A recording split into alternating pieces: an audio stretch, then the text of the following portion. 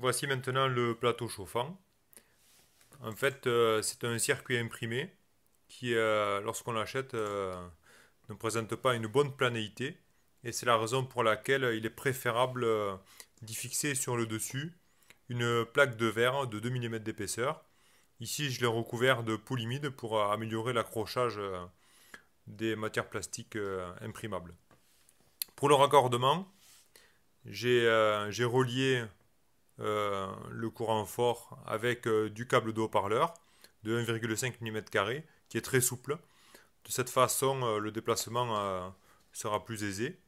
Et on voit ici donc le petit câble pour la CTN pour mesurer la température qui se trouve au milieu, ici.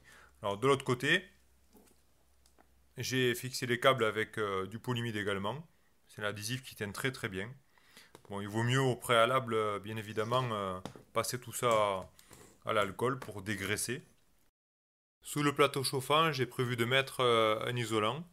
Alors, c'est une des couches des isolants minces que l'on trouve pour l'habitat, pour isoler les toits multi-épaisseurs. J'ai vérifié la température sur une plaque chauffante et ça résiste sans problème à 140 degrés.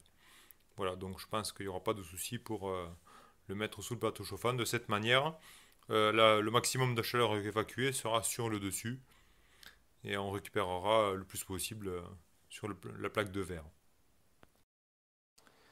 Et bien voilà, le plateau chauffant est monté. Donc la tête d'impression également. Euh, Tout est presque prêt pour faire le premier essai. Il faut juste que je remplace l'alimentation de laboratoire qui ne va pas être suffisante pour l'alimentation du plateau chauffant par celle-ci.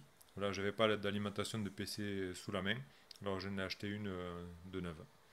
Voilà, donc le prochain rendez-vous, c'est pour la première pièce qui va être une pièce de calibrage carré. Voilà.